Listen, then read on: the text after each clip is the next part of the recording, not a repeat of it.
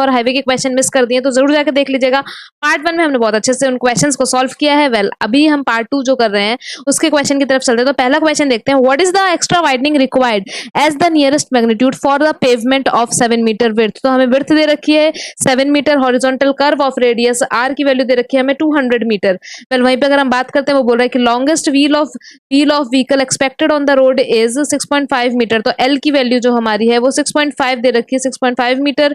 N हमारा होता है नंबर ऑफ लेन्स, एल हमारा क्या length of the base wheel base. अगर हम बात करते हैं डिजाइन स्पीड, जो वी की वैल्यू हमें 65 किलोमीटर पर आवर दे रखी है। तो अगर हम अपने एक्स्ट्रा वाइडनिंग की बात करते हैं, अगर एक्स्ट्रा वाइडनिंग की बात करें तो बेसिकली एक्स्ट्रा वाइडनिंग हमारा मैकेनिकल वाइडनिंग और साइकोलॉजिकल वाइडनिंग का सम है। तो अगर हम बात करते हैं तो मैकेनिकल वाइडनिंग का फॉर्मूला होता है हमारा NL²/2R, और यहाँ पर अगर बात करें तो ये हमारा जो साइकोलॉजिकल वाइडनिंग होती है इसका फॉर्मूला हो जाता है हमारा V/9.5√R, जहां पर V हमारा क्या है डिजाइन स्पीड है, N क्या है, N क्या है यहाँ पर नंबर ऑफ लेन्स है। वेल यहाँ पर अगर आप देख सकते हो जो हमारा 7 मीटर, इसका मतलब हमारा नंबर ऑफ लेन्स कितनी हो जाएंगे 2 हो जाएंगी। तो वैल्यू अगर हम पुट करेंगे तो यहाँ पर हो जाएगा 2, एल की मल्टीप्लाई करेंगे 6.5 इंटू 6.5 हो जाएगा, फिर हमारा आ जाएगा नीचे 2 और आर हो जाएगा हमारा 200।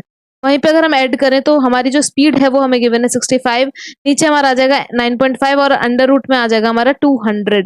तो बस इसको कैलसी में वैल्यू पुट करके सॉल्व करना है। तो हमारा कुछ इस तरीके से वैल्यू आपको देखने को मिलेगी 0.211 प्लस 0.48 और इसका जो सम है वो आएगा हमारा 0.7 मीटर के अप्रोक्सीमेट। तो हमें जो एक्स्ट्रा वाइडनिंग प्रोवाइड करनी है, जो एक्स्ट्रा वाइडनिंग यहाँ पर प्रोवाइड करनी है वो है हमारा 0.7 मीटर हमें एक्स्ट्रा वाइडनिंग प्रोवाइड करनी पड़ेगी।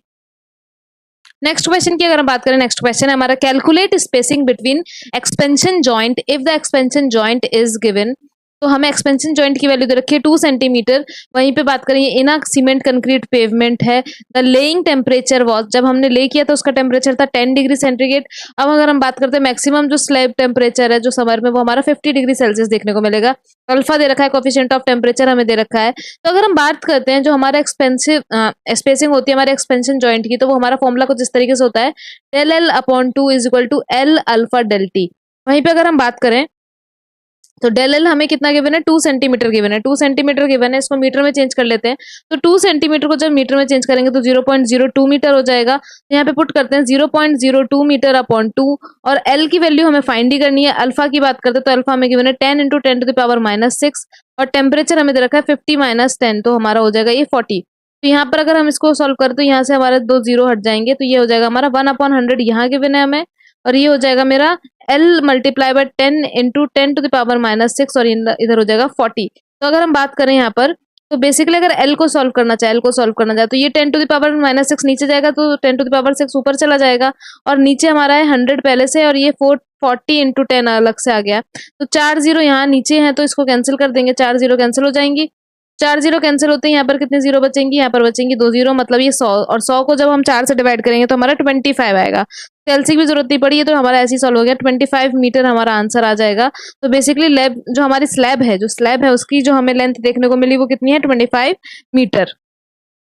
अगला क्वेश्चन देखते हैं। अगले क्वेश्चन देखें तो ये क्वेश्चन है हमारा कि what is the height of curve stone in case of semi barrier type curve. अगर हम बात करें कर्व की, सबसे पहली बात तो कर्व क्या होता है। कर्व की अगर हम बात करते हैं तो कर्व जो है हमारी वो एक तरीके से बाउंड्री का काम करती है, बाउंड्री की तरह बिहेव करती है। बाउंड्री है किस किस के बीच में, तो कैरिज वे, जो कैरिज वे होता है हमारा, जो कैरिज वे है बेसिकली, और जो हमारा फुटपाथ या फिर शोल्डर है, जो हमारा फुटपाथ या फिर शोल्डर है, जो शोल्डर हो गया या फिर फुटपाथ हो गया, तो उसके बीच में जो हमारा बाउंड्री है वो हमारा जो होता है वो हमारा कर्व है। तो अब बेसिकली अगर इसको डिवाइड करें तो 3 टाइप से हम डिवाइड करते हैं। पहला हमारा लो या फिर माउंटेबल, मतलब माउंटेबल क्या है, इसकी इतनी मतलब हाइट होती है कि आप अपनी गाड़ी इस पर चढ़ा सकते हो, तो ड्राइवर कभी भी फुटपाथ पर चढ़ा देता है तो वो जो कर्व पे चढ़ा सकता है। तो बेसिकली क्या हो गया, ये तो लो और माउंटेबल होते हैं ये। अगर हम बात करें दूसरा होता है हमारा सेमी बैरियर, जिसके बारे में इस क्वेश्चन में पूछा गया है। तो सेमी बैरियर कर्व होते हैं। तो लो माउंटेबल का मतलब क्या, गवर्नमेंट भी चाहती है कि आप चढ़ा लो, लेकिन सेमी बैरियर क्या है, उतनी हाइट नहीं होती, और बैरियर टाइप तो बिल्कुल रोकने के लिए ही होते हैं। तो बैरियर टाइप हमारा कर्व हो गया। तो अगर हम लो माउंटेबल की बात करें तो इसकी हाइट आपको देखने को मिलेगी 10 सेंटीमीटर। वेल सेमी बैरियर की बात करें तो 15 सेंटीमीटर इसकी हाइट देखने को मिलेगी, और बैरियर की बात करें तो 20 सेंटीमीटर इसकी हाइट देखने को मिलेगी।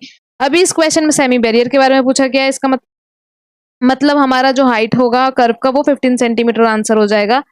तो ये हमारे कर्व के बारे में है। वहीं पे क्वेश्चन आप लोगों के लिए कि जो शोल्डर होता है इसमें हम कितना जो कैम्बर हम प्रोवाइड करते हैं या सुपर एलिवेशन जो हम कितना प्रोवाइड करते हैं शोल्डर में। अगला क्वेश्चन देखते हैं। नेक्स्ट क्वेश्चन की बात करें तो नेक्स्ट क्वेश्चन है if N ascending gradient is 1 in 50, तो हमें n1 की वैल्यू दे रखी है। अगर n1 की बात करें और असेंडिंग है तो मतलब पॉजिटिव हो जाएगा। तो अगर हम बात करते हैं अगर n1 की तो असेंडिंग ग्रेडियंट दे रखा है हमें 1 in 50, और वहीं पे अगर हम बात करें डिसेंडिंग तो एक असेंडिंग हो गया और एक हमारा डिसेंडिंग हो गया। डिसेंडिंग हमें दे रखा है -1 in 50। तो अगर हम इसकी बात करें -1 in 50 तो बोल रहा है लेंथ ऑफ समिट कर्व, अगर हमारे स्टॉपिंग साइड डिस्टेंस गिवन है 80 मीटर। अगर स्टॉपिंग साइड डिस्टेंस की बात करें एसएसडी की वैल्यू दे रखी है 80 मीटर, तो हमें लेंथ ऑफ समिट कर्व निकालना है। ठीक है, लेंथ ऑफ समिट कर्व निकाल देंगे हम। तो अगर लेंथ ऑफ समिट कर्व की बात की जाए तो दो कंडीशन होती है हमारे पास। एक कंडीशन ये होती है कि लेंथ ऑफ समिट कर्व हमारा ग्रेटर होगा जो हमें स्टॉपिंग साइड डिस्टेंस दे रखी है, और दूसरी कंडीशन ये होती है कि जो हमारा लेंथ ऑफ समिट कर्व है वो कम होगा हमारा स्टॉपिंग साइड डिस्टेंस है। तो पहले कंडीशन से अगर निकालें तो फॉर्मूला हमारा होता है इसमें लेंथ ऑफ समिट कर्व निकालने का NS² / 4.4। तो अगर हम बात करें यहाँ पर तो सबसे पहले कैपिटल N निकालना पड़ेगा। कैपिटल N की बात करें तो मॉड जो हमारा +1 in 50, और यहाँ पर अगर बात करें माइनस माइनस हो जाता है तो माइनस प्लस हो जाएगा, तो 1 in 50, और इसको ऐड करेंगे तो ये हो जाएगा हमारा 2/50, जो कि हो जाएगा हमारा बेसिकली अगर इसकी बात करते हैं 1/25, या फिर हम इसे डायरेक्टली लिख सकते हैं 0.04 इसे लिख सकते हैं। तो यहाँ पर अगर हम वैल्यू पुट करें तो 0.04 मल्टीप्लाई बाय 80 और यहाँ पर नीचे आ जाएगा 4.4। जब आप इसे सॉल्व करोगे बेसिकली पहली इक्वेशन को जब कैलसी में सॉल्व करोगे तो हमारी वैल्यू आएगी 58.18 मीटर। लेकिन जब इसको सॉल्व करेंगे तो हमारा बेसिकली 80 मीटर से ज्यादा आ नहीं रहा, तो ये केस तो हमारा गलत हो गया। तो इसका मतलब ये केस होगा। तो यहाँ पर क्या फॉर्मूला हो जाता है हमारा 4.4 - 2s/n, जहाँ पर 4.4 - 2s में हो जाएगा हमारा 80 और नीचे हमारा आ जाएगा n में हो जाएगा 0.04। जब इसको पुट करेंगे वैल्यू आएगी हमारी अप्रोक्सीमेट 50 के आसपास। तो बेसिकली हमारी जो वैल्यू आएगी यहाँ से 50 मीटर आपको देखने को मिलेगी। तो हमारा जो ये क्वेश्चन है जिसमें लेंथ ऑफ समिट कर्व निकालने को बोला, लेंथ की स्पेलिंग गलत है, यहाँ पर TH हो जाएगा। तो लेंथ ऑफ समिट कर्व हमारा आया 50 मीटर। नेक्स्ट क्वेश्चन देखते हैं। नेक्स्ट क्वेश्चन कह रहा है the impact test is performed on road aggregate to evaluate its. तो अगर हम बात करते हैं अपने रोड एग्रीगेट्स की, जो हमारे रोड पर एग्रीगेट्स होते हैं उसमें जो हमारा इम्पैक्ट टेस्ट परफॉर्म किया जाता है वो क्या पता करने के लिए किया जाता है? क्या हार्डनेस पता करने के लिए, साउंडनेस पता करने के लिए, स्ट्रेंथ पता करने के लिए, या फिर टफनेस पता करने के लिए? तो बेसिकली इम्पैक्ट टेस्ट जो है हमारा एग्रीगेट पे टफनेस को परफॉर्म करने के लिए, टफनेस को डिफाइन करने के लिए, उसको मेजर करने के लिए पता किया जाता है। अगर हम इस टेस्ट की बात करें तो किस तरीके से परफॉर्म किया जाता है तो बेसिकली टफनेस पता करने के लिए किया जाता है। अब इसमें क्या करते हैं हम पहले 12.5 mm की सीव से, ये सब जो डाटा है बहुत इंपॉर्टेंट है, पूछा जाता है। तो 12.5 mm की सीव से हम इसको पास कराएंगे, यहाँ से पास कराएंगे, और जो हमारी 10 mm की सीव होती है, जो उस पर जो 10 mm की सीव है वहां पर जो हमारा एग्रीगेट को रिटेन करा देंगे, वहां पर हमारा एग्रीगेट जो है वो रुक जाएगा, रिटेन करा देंगे। तो 12.5 mm की सीव से पास कराएंगे, 10 mm की सीव से रिटेन करा देंगे, फिर इसको 3 लेयर में हम जमा करेंगे, 3 लेयर में हम इसको वो करेंगे। फिर यहाँ पर क्या होगा कि जो हमारी हैमर 3 लेयर में करने के बाद हम इसमें क्या करेंगे, हम इस पर फोर्स लगाएंगे, हम हैमर से इस पर ड्रॉप करेंगे फ्रीली। वो हमारा 14 kg का जो हैमर है, 14 kg का हैमर से हम इसको ड्रॉप करेंगे। और हाइट क्या रहेगी, ये इंपॉर्टेंट डाटा है जो पूछा जाता है। हाइट हमारी रहेगी, जो हैमर ड्रॉप कर रहा है वो हमारी हाइट रहेगी 38 सेंटीमीटर, और 15 ब्लोज आपको देखने को मिलेंगे, 15 ब्लोज आपको देखने को मिलेंगे। इस तरीके से फिर जो हमारा यहाँ से निकल के आएगा उसको 2.36 सीव से हम पास आउट कराएंगे। हमारा यहाँ से निकल के आया जो हमारा पूरा एग्रीगेट है इसको हम 2.36 mm की सीव से पास कराएंगे। तो जो पास करके आएगा वो हमारा W2 हो जाएगा, और हमारे पास पहले जो था वो W1 हो जाएगा। इसी के रेशियो को W2/W1 के रेशियो को हम बोलते हैं, जो हमारा निकल के आएगा मल्टीप्लाई बाय 100 करेंगे वो निकल के आएगा हमारा एग्रीगेट इम्पैक्ट वैल्यू। जितनी ज्यादा एग्रीगेट इम्पैक्ट वैल्यू होगी उतनी कम टफनेस होगी। तो टफनेस और जो एग्रीगेट इम्पैक्ट वैल्यू है उसका इनवर्सली आपका रिलेशन देखने को मिलेगा। इसी तरीके से एक और टेस्ट होता है, वो हमारा एग्रीगेट क्रशिंग टेस्ट होता है। एग्रीगेट क्रशिंग टेस्ट की अगर हम बात करें तो अगर एक और इम्पोर्टेंट टेस्ट की बात करें तो जिस तरीके से एग्रीगेट इम्पैक्ट वैल्यू टेस्ट होता है टफनेस फाइंड करने के लिए, उसी तरीके से एग्रीगेट क्रशिंग वैल्यू टेस्ट होता है हमारा हार्डनेस फाइंड करने के लिए। बेसिकली अगर एग्रीगेट की हार्डनेस फाइंड करनी है उसके लिए होता है। तो अब यहाँ पर किस तरीके से परफॉर्म करते हैं इसी के बारे में भी पूछा जाता है, तो इसको भी डिस्कस कर लेते हैं। सबसे पहले अगर हम बात करें 12.5 mm की सीव से पास कराएंगे, यहाँ से सीव से हम क्या कराते हैं, पास कराते हैं, फिर 10 mm की सीव पे हम रिटेन कराते हैं।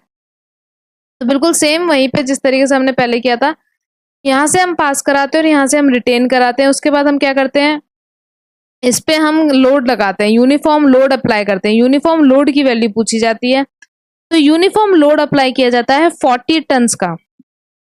40 टन्स का लोड अप्लाई किया जाता है 10 मिनट्स तक। बेसिकली 4 टन पर मिनट के हिसाब से हमारा लोड लगता है। तो 40 टन्स का लोड अप्लाई करते हैं हम, 10 मिनट्स के लिए अप्लाई करते हैं। फिर उसके बाद क्या करते हैं हम, 10 मिनट्स अप्लाई करने के बाद 2.36 mm की सीव से पास कराते हैं।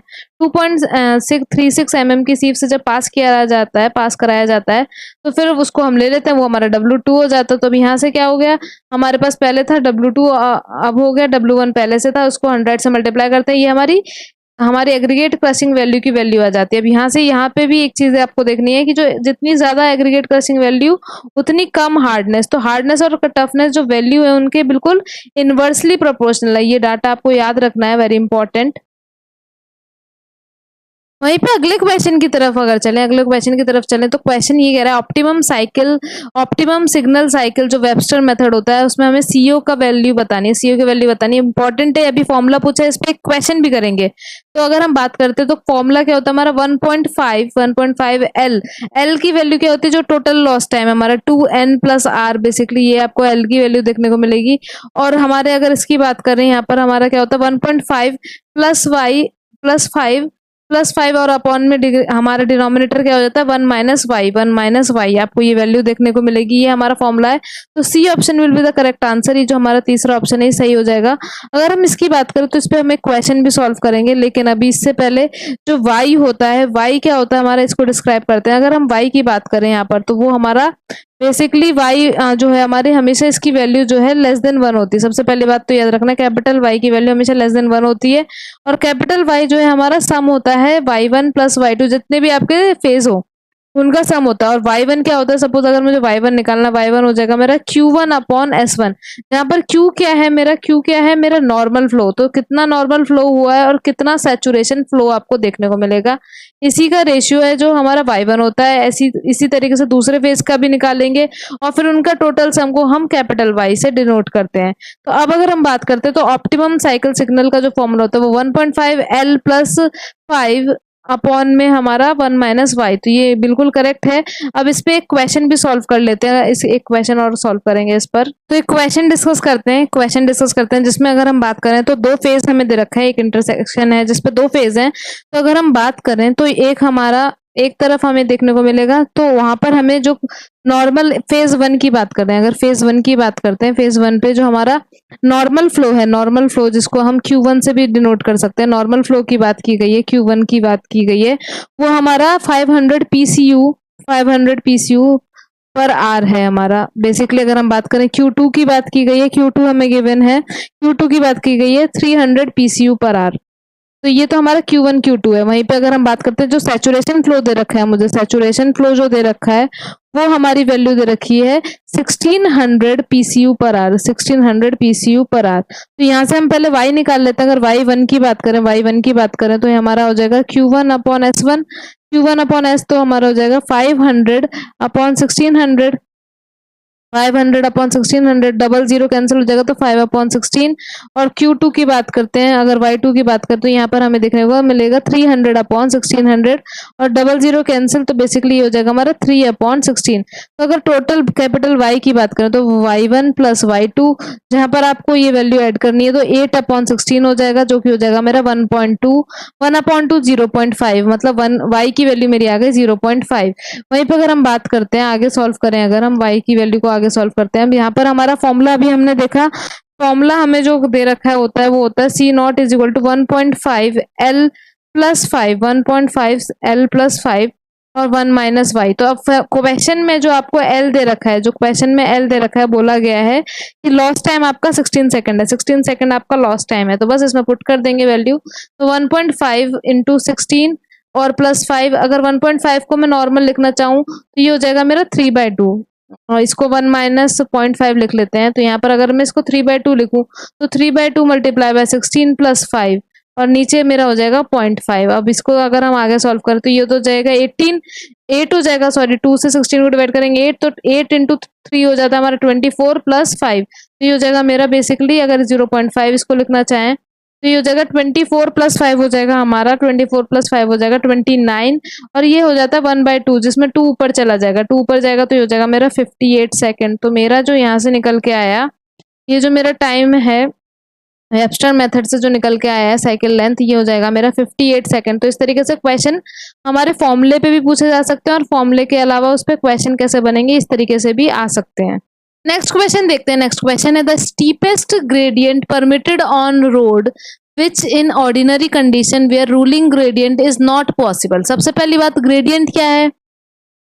ग्रेडियंट की बात करें तो ग्रेडियंट क्या होता है, जैसे हम 1 in n लिखते हैं, 1 in n मतलब क्या हो गया कि जो हमारा राइज या फिर फॉल को हम एक्सप्लेन करते हैं हॉरिजॉन्टल के टर्म्स में। तो राइज या फिर फॉल जो हमारा इन टर्म्स ऑफ हॉरिजॉन्टल के टर्म्स में जब हम राइज या फिर फॉल बताते हैं तो वही हमारा ग्रेडियंट है। तो हमारे 4 तरीके के ग्रेडियंट देखने को मिलते हैं। एक रूलिंग ग्रेडियंट हो गया, एक हमारा exceptional gradient, limiting gradient, floating gradient, या फिर एक हमारा होता है जो कि अगर हम बात करें तो ग्रेविटी के फ्लो में जो हो जाता है हमारा ग्रेविटी, तो अगर हम बात करते हैं मिनिमम ग्रेडियंट एक हो जाता है। अब अगर सबसे पहली बात करें तो हमारा जो ग्रेडियंट नॉर्मली जो प्रोवाइड किया जाता है वो हमारा रूलिंग ग्रेडियंट होता है। रूलिंग ग्रेडियंट अगर हम नहीं प्रोवाइड कर पाते, जो हमारा नॉर्मली ग्रेडियंट प्रोवाइड किया जाता है वो हमारा रूलिंग ग्रेडियंट होता है, मैक्सिमम जितना हम प्रोवाइड करना चाहिए। लेकिन अगर हम कभी किसी केस में रूलिंग ग्रेडियंट को नहीं प्रोवाइड करा पाए तो वही क्वेश्चन पूछा कि ruling gradient is not possible and does not exceed, तो फिर हम उसको किस ग्रेडियंट को प्रोवाइड करते हैं? तो जो हमारा ग्रेडियंट है वो लिमिटिंग ग्रेडियंट है। तो अब हम कौन सा ग्रेडियंट प्रोवाइड करते हैं? लिमिटिंग ग्रेडियंट प्रोवाइड करते हैं। एक रेस्ट्रिक्टेड लेंथ में हम रूलिंग ग्रेडियंट अगर प्रोवाइडेड नहीं कर पाते तो लिमिटिंग ग्रेडियंट प्रोवाइड करते हैं। फिर एक हमारा एक्सेप्शनल केस आता है जहां पर हमारा लिमिटिंग ग्रेडियंट भी हम प्रोवाइड नहीं कर सकते। अगर हमारा हो सकता है कॉस्ट ज्यादा निकल के आ रही हो या कोई भी रीजन हो सकता है, जब हम लिमिटिंग ग्रेडियंट भी प्रोवाइड नहीं कर पाते हैं तो हम किसे प्रोवाइड करते हैं? फिर हम एक्सेप्शनल ग्रेडियंट को प्रोवाइड करते हैं। फिर हम प्रोवाइड करते हैं एक्सेप्शनल ग्रेडियंट को।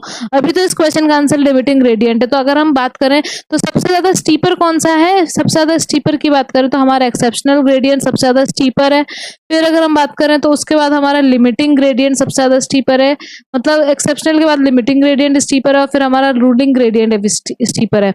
और तो नाम में ही लिखा है। फ्लोटिंग ग्रेडियंट क्या होता है? फ्लोटिंग ग्रेडियंट नाम में लिखा है। बेसिकली जब हमारा जो व्हीकल है वो अपने एक जो कांस्टेंट स्पीड है उसी से मूव करता है, कोई भी एक्स्ट्रा पावर उसको अप्लाई करने की जरूरत नहीं है या फिर extra application of power brakes लगाने की जरूरत नहीं है, वो अपने एक पर्टिकुलर स्पीड से मेंटेन करके मूव करता है, उसी को बोलते हैं हम फ्लोटिंग ग्रेडियंट, उसको बोला जाता है हमारा फ्लोटिंग ग्रेडियंट। तो ये हमारे ग्रेडियंट्स की कहानी है।